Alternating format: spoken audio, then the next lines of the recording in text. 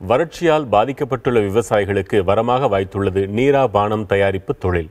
விவசாயிகளின் பொருளாதார மேம்பாட்டிற்காக தமிழகத்தில் நீராவை இறக்கிக் கொள்ள அரசாணை விரைவில் வெளியாகுமா என்ற எதிர்பார்ப்பு விவசாயிகள் மத்தியில் அதிகரித்துள்ளது.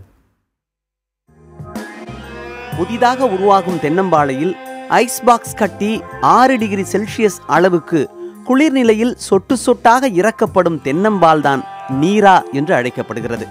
இந்த நீராவை தென்னை மரத்தில் இருந்து இறக்கி அதனை பாட்டிலில் அடைத்து விற்பதற்கு தென்னை விவசாயிகள் நீண்ட காலமாக கோரிக்கை விடுத்து வருகிறார்கள்.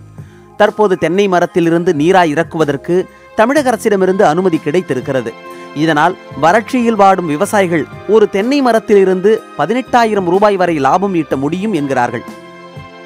இருக்கின்ற தென்னை விவசாயிகளுக்கு ஒரு பெரிய முதலீட்டை, அதாவது நீரா தயாரி உற்பத்தி பண்ணக்கூடிய அளவுக்கு உண்டான இன்ஃப்ராஸ்ட்ரக்சருங்க, அது டெட்ரா பேக் போன்ற பெரிய முதலீடுகளை மிஷினரிஸ் வாங்கி கொடுத்து ஒவ்வொரு சங்கங்களுக்கும் வழங்குகின்ற போது இது நல்ல முறையாக எங்கள் விவசாயிகள் செய்ய முடியும்.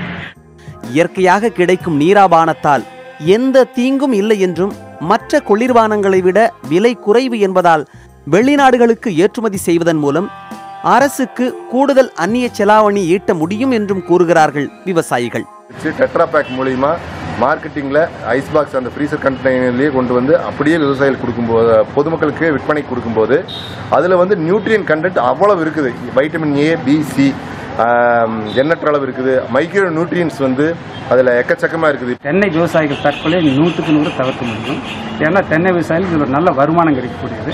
கேரளாவில் இதே மாதிரி தான் நீரா உற்பத்தி வரனால அங்கே இருக்கிற விவசாயிகள் ஓரளவுக்கு நல்ல பொருளாதார வசதி பெற்று அவங்க ஓரளவுக்கு நல்ல டெவலப் ஆகிடும். நீராவை கருப்பட்டி, தேன், சாக்லேட் போன்ற மதிப்பு கூட்டு பொருளாக மாற்றி விற்பனை செய்தால் தென்னை விவசாயிகளின் வாழ்வாதாரம் மேம்படும் என்றும் கூறுகிறார்கள் விவசாயிகள்.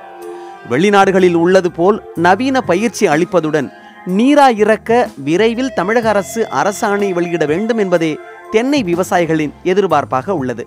புதிய தலைமுறைக்காக பொள்ளாச்சி செய்தியாளர் சிவபிரசாத்.